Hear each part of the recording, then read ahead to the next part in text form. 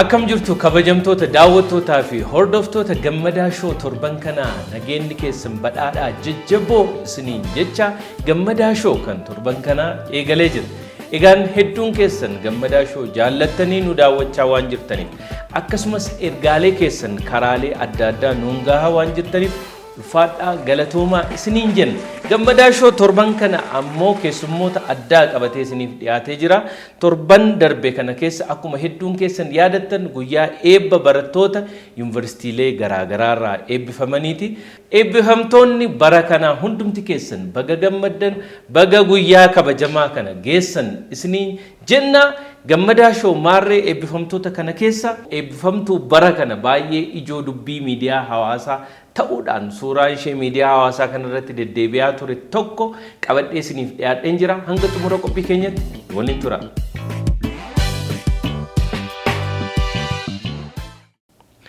Egaan daawwattoota keenya sagantaan keenya immoo akka kanatti bareedee tottolee isin bira akka ga'uuf sponsaroonni keenya baay'ee nu gargaaraa jiru.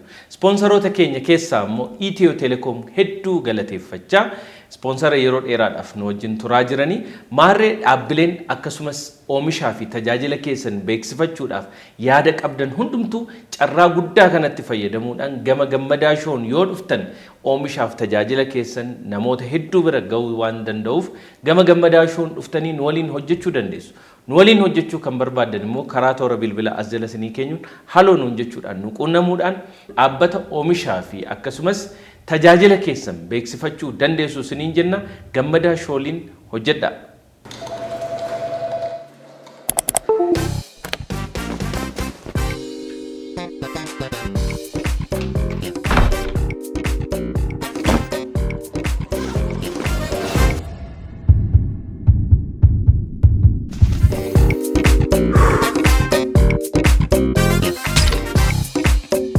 nama gaddisiisa mandheen faayilichaa faayidaan ala ta'eera bu'aan dadhabbiisaa faayiloonni garuu caalaatti ammayyaa'anii fayyadamuufis ta'e qabatanii deemuuf mijataa ta'anii si'aa'ina ajaa'ibaan harka isaa seenaniiru. Google Drive'n bishaanuma dhangala'eeyyuu budduqsuun danda'ameera.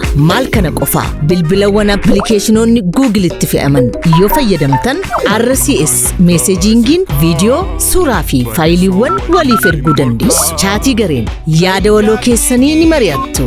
Itiyoo Telekoomis bilbilawwan hir'isa gatii hanga 125 yoo isiniif dhiyeessu baatiiwwan 3f daataa giigaabaaytii 1 fi waamicha daqiiqaa 500 yuutuubii fayyadamuuf kennaa waggaa tokkoof turu daataa giigaabaaytii 2 waliin ji'a ji'aan ammayyaa'ummaan milkaa'inaaf. Itiyoo Telekoom.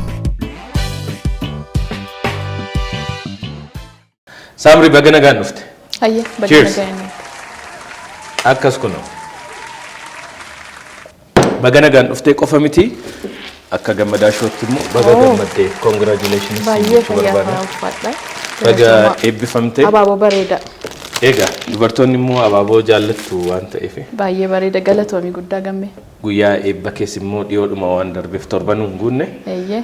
Isaa fi baga gammadde siin jechuufi. Tolaa siif gammadu. Egaa si waliin wal qabatee wanni torban darbee kana keessa namoonni hedduun waan isaan argaa turan tokkotu jira. Suuraan kun miidiyaa hawaasaa irratti baay'ee ijoo dubbii ta'ee ture. Torbanoota darbee kana keessa yuunivarsiitiin garaagaraa eebbifamtoota garaagaraa eebbisiisaa turanii isaan keessaa eebbifamtuun isheen tokkoo fi suuraa ijoo miidiyaa hawaasaa irrattis kan taate yuunivarsiitii Finfinneetti ilma ishee moo intala ishee? Ilma kooti. Ilma ishee. Ilma koo sadaffaa. Ilma ishee sadaffaa baachuudhaan kan guyyaa eebbaa sana deemtee Saamraawwitii Girmaa Bantii jedhamtii jedhanii odeeffannoo dhageenyeeti. Baga gammadde. Maaltu sitti dhagahame suuraa kana gaafa baatee argitu bakka giraajuweeshiniiti?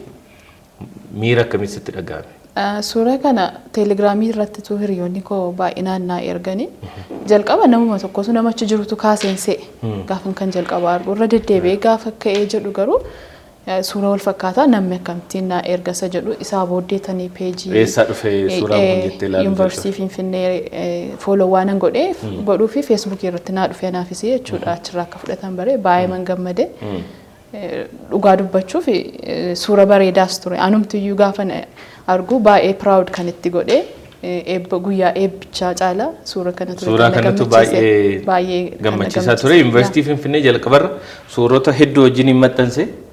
Boodara namni wal harkaa fuudhu jalqabnaan immoo ko'atti baasanii immoo maxxansanii peejii Facebook Yuunivarsiitii Finfinnee irratti akkuma ija isaanii tokkotti waan si ilaalan wayii natti fakkaata. Garuu namoonni hedduun immoo maal jedhu maali wanni mucaa baachisee eebba ishee geesse akkuma kana ajandaa ta'uu barbaaddeetti immoo maal yaaddeetii faasiin jechaa turan dhuguma meesa afaan keerraa too dhagaanii gaariidha jedheen. Anis koomentii tokko argaan ture peejii adda addaa irratti guyyaa walakkaadhaaf lafa keessu dhabdee kan jedhanfaa jiru. An garuu ganama isaanii murteesse hafuufan ture fi koodhaaf daa'imni koo ji'a ja'an guunne. Eebbumayyuu deemu. Eeyyee daa'imni koo ji'a ja'an guunne suuruma ka'ee dhiisuufan ture jalqaba isaa dhaqee gawanii fudhadhee kan inni maatii wajjin suura ka'een seensa tokko immoo maatiidhaaf hin kennama. Abbaa warraa koo yoon fuudhee deeme daa'ima manatti namni naa qabu hin jiru xuuxxoo hin barree. Harmuma kee harma qofaa fudhata. Ani yoon deeme sa'aatii 12tti manaa ba'a. Graduation isaatiin ittiin dhumuun beektu ja'a mana hamman ga'utti achi miilineemiidhaa ba'ee hamman gara naannaa askoo deemutti sa'aatii meeqa akka ta'u yaadi 8 dura mana ga'u kanas ta'e sana hamma kana mucaan maal taasa jedhu. Yeroo kana hafuurra isa fuunee deemu wayya jennee mari'anne. Suffocation jiraachuu danda'a waan baay'ee sodaata akka haadhaatti. Mucaa fuudhanii deemuuf. Eeyyee. Garuu barsiisaan koo tokkos fuulduratti waan na arge fuuldura na kaa'e. Murtoo cimaa ture kan inni murteesse. Eebbas deemuu barbaade hafuus garuu immoo dhamaatii koo waggaa 2 waan ta'eef hafuu mannaa inni fuunee deemne malee hamma kanas baay'isoo yaadni sooshaal miidiyaa irra sin deema ajandaa sin ta'a jedhee yaadne fuuldurayyuu nan ta'a jedhee yaadne muummee maan ta'ama. Yoo mucaa kootti bulluqee gidduuttan fuudhee gadi baasaa hoosiseen deebisee eebbee isaatti kennee immoo dhufa lafa maatiin ta'anitti akkasitiin mari'annee baane. Egaa ani illee waan ani siinis beekuu fi kan si cinaa jiru kun abbaa manaa keeti. Abbaan manaa ishee maaliif harkaa fuudhee hin baanne inni sin gargaaru hojii mana keessaas akkuma kanaa isheen gargaaru laataafaa jedhanii namoota kaasan dhageera. Namni akka suuraa irratti haasaa waan ta'eef asirratti dhuguma fakkaachuu danda'a garuu inni guddaan inni na wajjin deemeef iyyuu mucaa kanaa qabuuf eeyyee. Inafiini anjiraa ansirkaan fuudhaa sa'aatiin ni bahutti walii bilbilaa dhuftee hoosistee deebita jedhee iyyuu akkan deemu kan taasise isadha malee an dhibbatti murteesseera hafuudhaaf jechuudha. Kanaaf harka caalaa iyyuu kan baachaa ture isadha. Akka carraa ta'e egaa kaameeraanis waan addaa barbaadamni sa'aatii ani hoosisee fixee mucaatti kennuuf walitti akka odeessuuti iyyuu na dhaggeeffachaara yoo ilaalteetta ta'e akshinii qaba. Narkaamuu fuutee baddaa waan fidi jechaara mucaa ilaalee fidi jechaara sa'aatii sanadha footoon kun natti fakkaata walitti yeroo haasaa. Suuraa kee kana gaafa ilaalu suuraa keenya kana beekta natti fakkaata jedhee yaada. Waggaa 10 dura jaartii kooliin maastersii keenya gaafa xumurre nunis mucaa xiqqoo daa'ima ji'a 6 qabannee turre kan bakka graduationii deemnee turre. Suuraa sana gaafan suuraa kee argu miidiyaa hawaasaa irratti suuraan keenya kunis baay'ee deemaa ture. Baay'ee na ajaa'ibsiise waan hankee kana wajjiniin waan walitti dhufee wal fakkaataa wayii ta'e gaafa sana nunis hojjettuu hin qabnu turre. Graduation irraa hafuun immoo beektan miirani namatti dhaga'amu. Kanaaf daa'ima keenya fudhannee deemne yoomiyyuu gaafa sana xiqqaa ture. Amma guddatee jira kun waggoota 12 dura natti fakkaata. Kanaaf maatiin barnoota ofii barachuudhaaf yookiin immoo maatiin barnoota isaanii bakka tokkoon gahuudhaaf maatii isaanii eeggachaa aarsaa barbaachisu kaffalaadha namni hundumtuu bakka tokko kan inni gahuu danda'a. Callisee namni bakka tokko gahuu danda'a jedhamee yaadamu. Garuu gama barnootaatiin immoo gaafa barnootni jira haadhummaan jira. Barnootaa fi haadhummaa sanuu sadaffaadha. Ijoolleen lama immoo ijoolleen gurguddoon manaa qabda. Warra kana waliin ijoollee warra gurguddoo kana teekeer gochaa yeroo ati itti barnoota kana immoo egaa maastersii waggaa 2 baratama amma mucaan kee ji'a 6 guunne ji'a 5 yoo ta'e waqtiin ulfaa jira erga deessee booddee barnoota itti fufuun riisarchiin yeroo jabaataa kana akkamitti kana hunduma haadhummaa fi barnoota amma sadarkaa maastersii kanatti akka kanatti wal cinaa sanuu active mom ta'a. Haadha ishee dahaa jirtu mucaa harkatti qabatee jirtu ulfarratoo jirtu amma haadha ta'anii barumsa barachuun waan ulfaataa ta'uusi noormaaliidha jedhee yaaduu danda'a namni garuu otoo yeroo ulfaa kee irratti yeroo mucaa godhatte keessatti aktiif taate immoo barnoota keessa immoo akka sanatti wal cinaa deemsisuun kun akkamittiin ulfaanne baay'ee. Baay'ee ulfaataadha gammee dhugaa dubbachuudhaaf haadha taate haadha manaa taate hojjettuu qaxalee taate lafa hojii koottis hojii koo irratti duubatti hin jedhu akka carraa ta'ee waggaa darbe badhaafamtuun iyyuu ture. Homaa tokko hojii kootti ituu hin hir'isiini.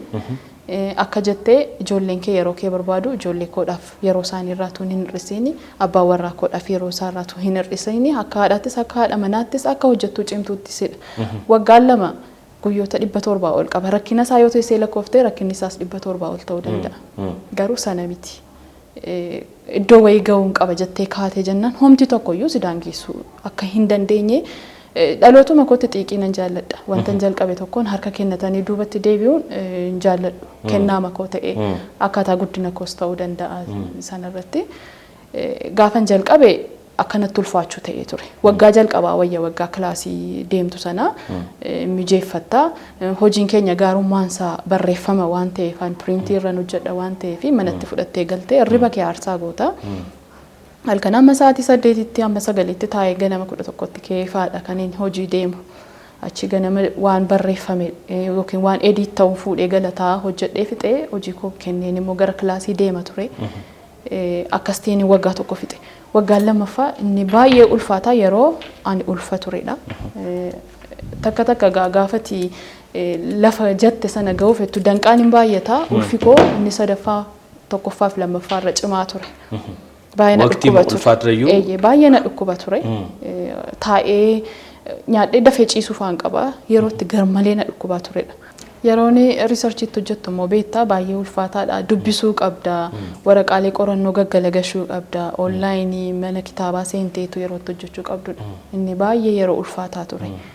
Isaa booddee inni akkuma isaatti iyyuu darbeetu mana dhukkubuutu maal jedhu ka'ee deemu hojjedhee fixee ergan daataa sassaabbadhee da'uun koo garuu na fayyadeera. Inni guddaan waan hundumaa sassaabbadhee fixeetanii yeroo barreessuudha. Inni immoo ergan da'ee torban lama caalaa hin ciisne duddan jabaanneen taa'ee barreessaa ture. Barreessuun muuxannoo isaa waan hin qabuuf barreessuun natti hin ulfaanne garuu safargoota haadholiin beeku dubartoonni beeku da'anii mitiiti yeroo marsaan laguu ji'aa namatti dhufullee sa'aatii dheeraa taa'u nama akka ulfaatu beeku. Baay'ee na dhukkubaa ture. Sababa sana ergasiillee gara fuulduraatti wallaannadha jedhee manatti deeme malee baay'ee ulfaataadha. Garuu kaayyoo qabaachuu qabda. Xiiqiidha. Xiiqiin damarramee oofti. Ammanii sana hundumaa yaadadhu. Bu'aasaa gaafa argitu, wanta ta'e gaafa argitu, gargaarsa waaqayyoo gaafa argitu waan hundumtuu akka danda'amudha. Malee sana lakkoofnaani duubattuu deebita. Bakka jirtu dhaabachuu mini duubattuu deebita. Bakkuma geesse irraa duubatti deebita. Namni si bira darbaa ati booddee. Amma gaati sadarkaa maastarsii geessee jirta. Maastarsii ishee kana immoo kan daa'ima ishee baachisee bakka sana geesse sun muummee maaliitiin eebbifamte jedhee maybe daawwattoonni keenya yaadaa jiru.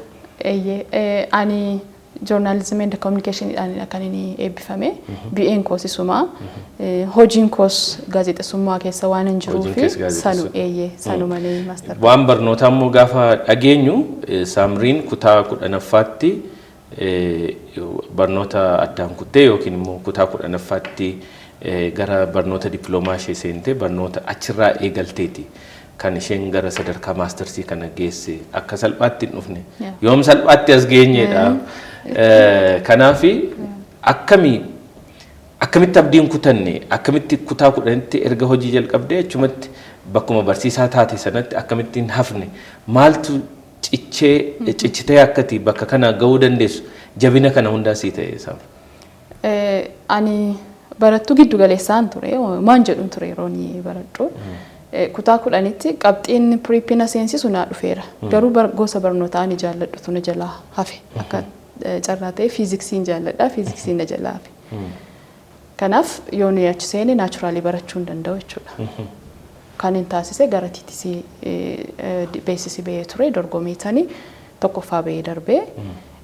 Barsiisummaa noormaalii nan jaalladha. Barnoota kee kan sadarkaa gadii fi eessatti? Ani kan inni baradhee sadarkaa tokkoffaa kibba waachaa naqamtee magaalaa naqamteetti.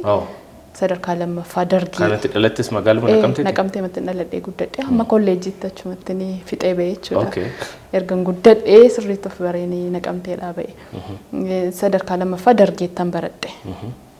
Kanaafi piriippii barachuu dhiiseetanii kolleejjii barsiisota naqamtee seenee jechuudha. Kolleejjiin barsiisotaas naqamte matti?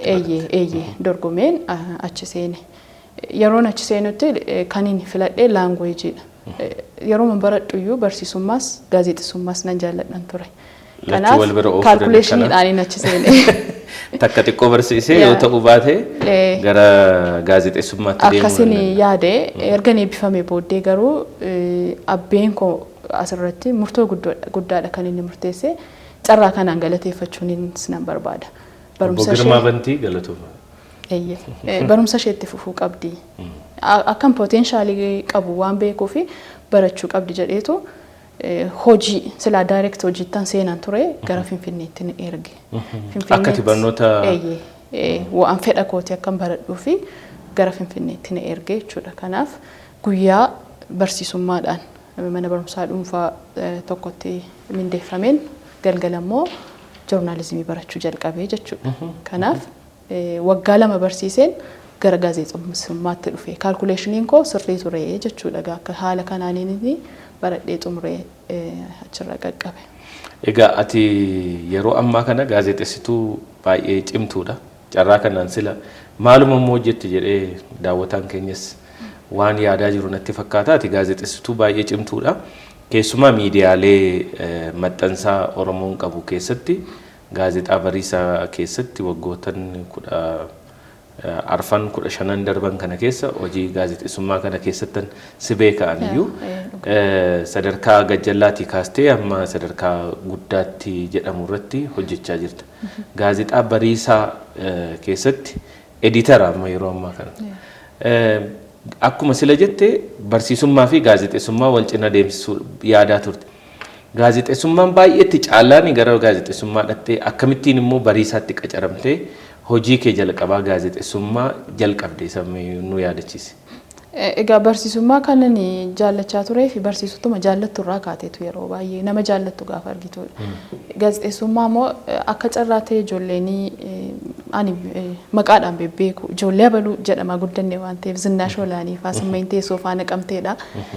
Gaafa maqaa isaaniidhaan intala baluudhaan gaafa jedhan intala Olaaniin dhufte jedhanii gaafa isaan haasaan nan dhagaa waan ta'eef akka ishee ta'uun barbaada. Kanaaf akka Zinnaash fa'aa ta'uu barbaadda turte. Keessumaa Zinnaashin baay'een jaalladhan ture baay'een dinqisiifadha. Simbirtuu barii irratti sanbata anatu eeggatee bana ture raadiyooniin sun dhiibbaa natti uumeera. Kanaaf jalqaba barsiisummaa jechaa dhufeetanii gara gaazexeessummaatti duufee murteessee jechuudha. Isaa booddee akkan jedhetti ni deemsise. Gara bariisaatti kanan seene utuun waggaa 2ffaa barachaa jiru beeksisi ba'e. Akka carraa ta'e yeroo sanaa yeroo saataavaawwan cufamee gara Adaamaatti adeemamu jedhamedha. Namooti wajjin dargomeeyyuu namoota ciccimoo gaazexeessitoota bebbeekamoodha kan isaanii turanii dippiloomaa fi ekspiriyaansii waggaa 2tiin ba'e. Kana barataa waggaa 2ffaan jira ekspiriyaansii waggaa 2 qaba jechuudha barsiisummaadhaan. Sanaanan dargome warri kaan over qualified wanti jedhamu jira. Ani yeroos naa galee irra darbuunis rakkisaadha yeroo si jechisiisu maaliif baay'een isaanii digirii faa yeroo qaban ture muuxannoo na caalaa qabu garuu booddoo olaanaa nu gaafatu isa jedhuun natti fakkaata. Waaqayyoos na gargaaree laangweejii barachuun koos keessumaati qubee gara maxxansaa gaafa dhuftu waa'een afaanii baay'ee striktidha. Sun na gargaareetanii bariisaa seene. Isaa booddee miidiyaa biraa hin deemne barumsi koo normaalii biroodkaastiidha. Achumarranii waggoota 14 darban almost 15. Biroodkaastiidha yeroo jennu daawwattoonnis akka sirriitti baranii fi barnooti ati joornaalizimiidhaan yookiin gaazexeessummaadhaan baratte gaazexeessummaan birkii 2 yookiin dameelee 2 kan inni qabu. Inni tokko damee kan TV fi reediyoo irratti broadcast irratti kan TV fi reediyoo irratti ittiin hojjetanii kaan immoo damee maxxansaati. Kan ati baratte damee kan TV fi reediyoo irra nama hojjechiisu san. Kan ati ammoo hojjechaa jirtu immoo kan maxxansaati. Akkamti koo walirraan deema wanti kun immoo maaltu maxxansa kanatti si hambisee? Normaali saayinsiin isaa kan gaazexeessummaa baay'ee waliin gatu.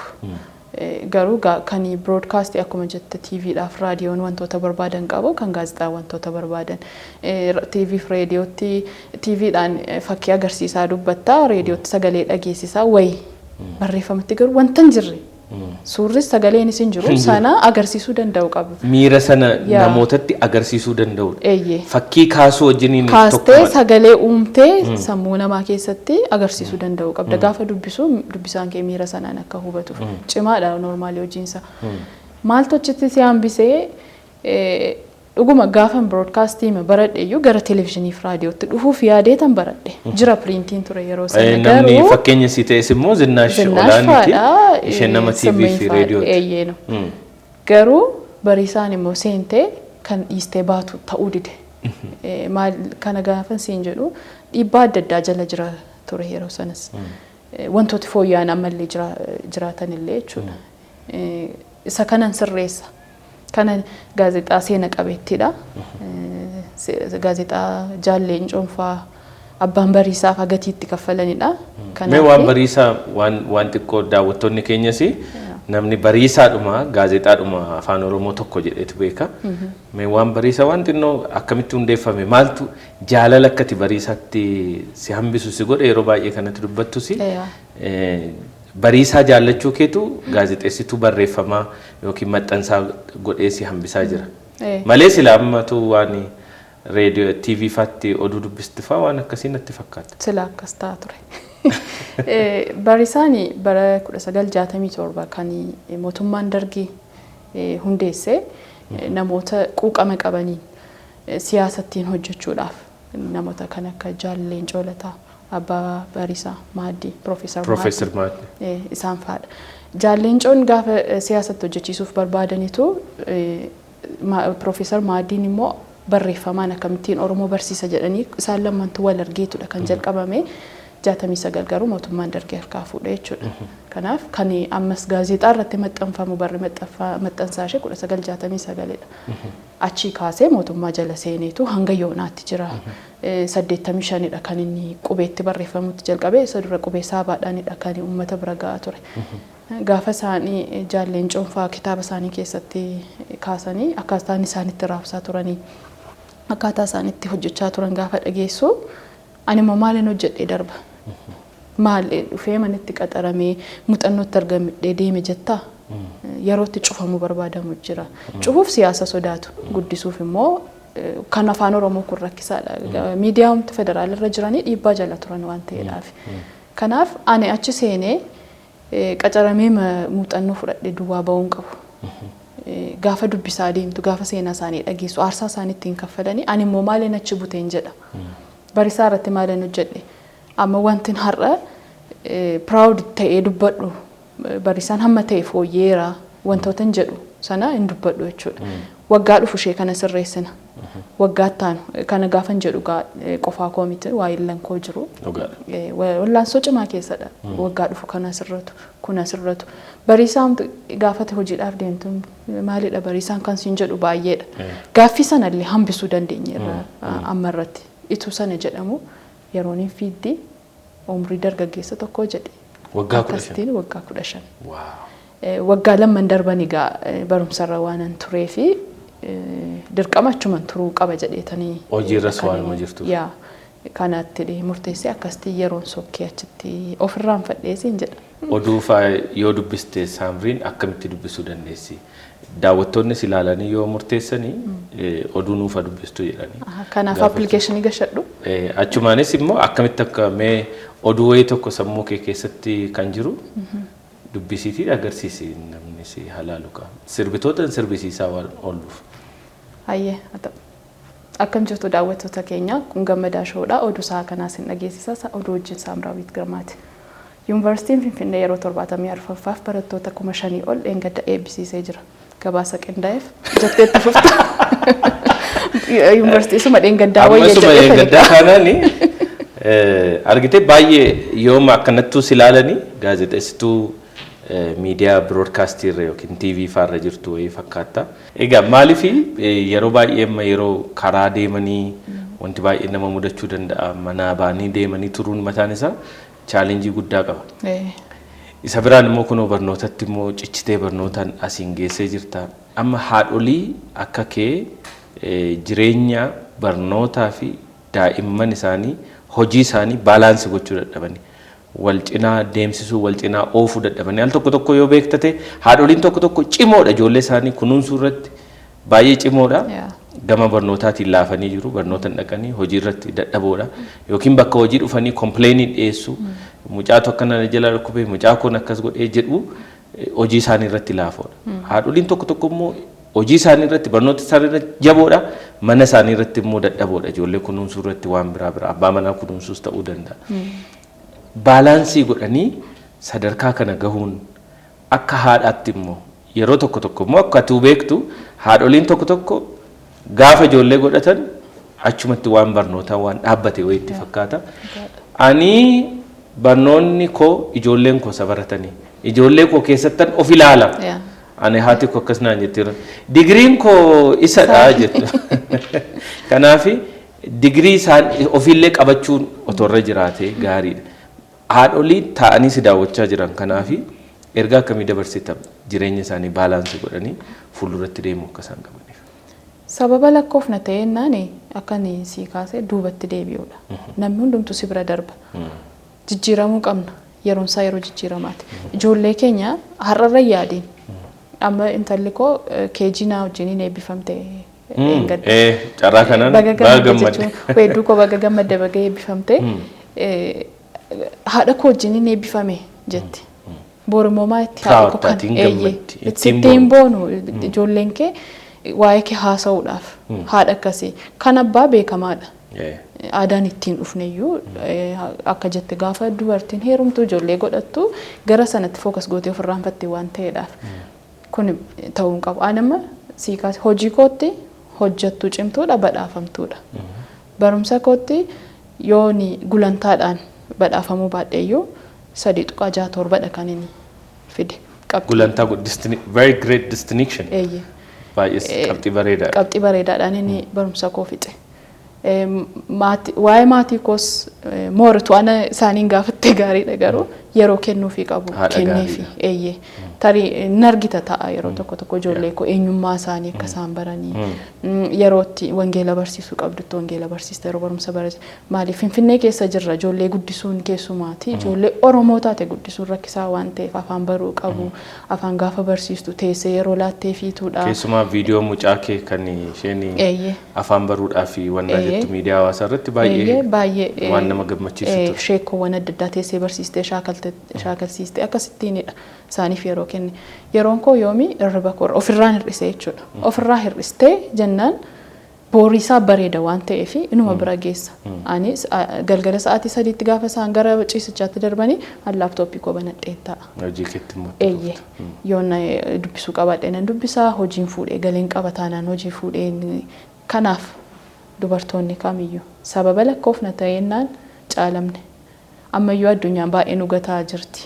Kanaaf haadha gaarii, haadha manaa gaarii, hojjettuu gaarii, cimtuu, jabduu ta'uudhaaf kuteenyummaa malee waan tokko waan barbaadu hin qabu. Kutattuu taanaan xiiqiidhaan itti kaanaan Waaqayyos nama gargaara. Nama achi teessee dhibooftee akkasan ta'e jettee kana yooma hin carraasaa kenneefiyyuu jedhee waan darbu natti fakkaata Waaqayyo. Kanaaf ofii keenya tattaafanne. Namnis si jajjabe, saamleen namni sii kennu. Wantoota qarshiidhaan hin tilmaamne. Ati hin dandeessa gaafa siin jedhan dandeesse taatee argamuu barbaadda. Akka achi cimaa deemta. Fakkeenya ta'uudha. Dhuguma jireenya koodhaan namni tokkotu jijjiirame gaariidha jettee yaadda waan ta'eef waan qabannetti ciccinee kuteenyummaadhaan hojjechuun nurraa eegama. Dubartoonni harka kennachuu hin qabnu. Waaqayyos kenna addaa wantoota ittiin dandeenyu nuu kenneera waan ta'eef kennaa sana baasnee itti fayyadamuu qabnaan jedha. Baay'ee dinqiidha. Saamrii gara fuulduraatti PhD dhaan immoo gaafa isheen eebbifamtu maybe gaafa mucaan arfaffaa dhalatu ta'uu danda'a. PhD dhaan gaafa isheen itti yaadii jechuudhumaa fi PhDs mucaas achumaan itti yaadii PhD yaadaa qabdi fuulduratti barreessituudha akka barreeffamaatti immoo maal barreessuu yaaddii kitaabota meeqaan as bahuu yaaddii gaazexeessituu akkamii ta'uu barbaaddi abjuu kee fuulduraa muume saba keetti himte. Hayyee Barnootaan an of daangessuun barbaadu. Tuni baradhee natti tola.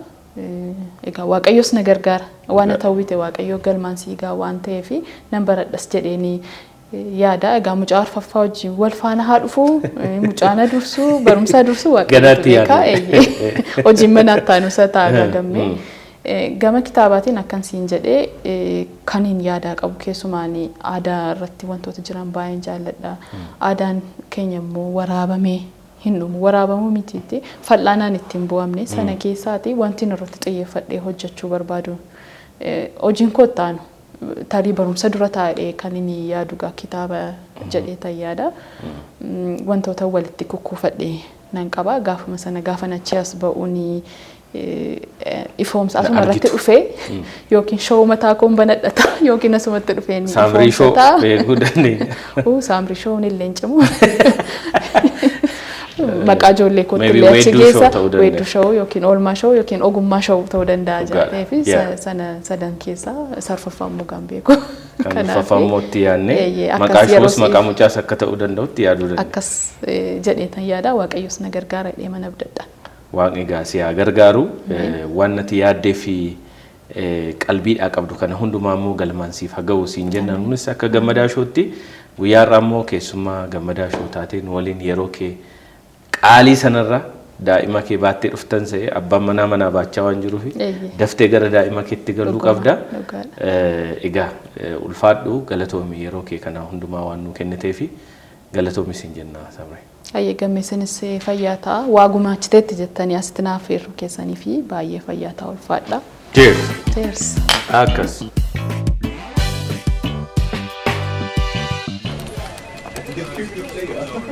Baay'ee gaariidha. Faayila kana teelebirriidhaan naaf toli.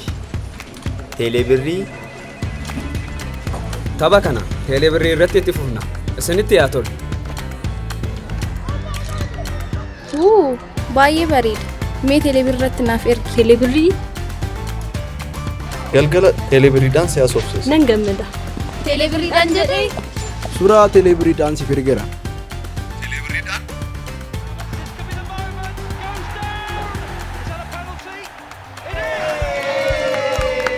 Baga dhalattee mee al tokko alaaf teelebirriidhaan viidiyoo haa erginu. Eeyyeen teelebirriin jaallee maatii waliin kan ittiin wal qunnamnu. Teelebirriin ingeejii qabatee dhufeera. Teelebirriin ingeejii kafaltiirraa bilisaan jaallee fi fira waliin dhuunfaadhaan yookaan gareedhaan haasaa suuraa viidiyoo fi faayila wal ergaa maallaqa shaamuudhaan qodaa ammuma teelebir supparaappii pileestoor yookaan appistoorii irraa busaatii fayyadama. Teelebir Itiyoo Telekoom. Daawwattoota keenya gammadaa shoo kan torban kanaa kunoo qophiiwwan mimmi'aawoo akkasii isiniif dhiyeessaa namoota qaxalee kanneen akka gaazexeessituu Saamraawwitii fi kan guyyaa har'aatiif qabannee dhiyaanne kana fakkaatu ture. Hanga xumura qophii keenyatti nu waliin waan turtaniif ulfaadhaa galatoomaa isiniin jenna. Gammadaa shoo ammoo gama yuutuubiitiin warri daawwachaa jirtan yuutuubii keenya Risaa Miidiyaa sabskiraayib gochuudhaan kooment gochuudhaan laayik share gochuudhaan immoo namoota hedduu bira akka dhaqqabnuu fi dhaqqabummaan keenya addunyaalessa akka ta'u akka nu gargaartan kabajaa olaanaadhaan isinitti dhaammanna. Torban keessummaa biraa qabannee isiniif dhiyaachuudhaaf waadaa isiniif seenna. Hangasitti nama torbanii nu haa taasisu. Torban gaarii qabaadhaa. Torban hojii eebbifamaa qabaadhaa isiniin jenna. Nagaatti.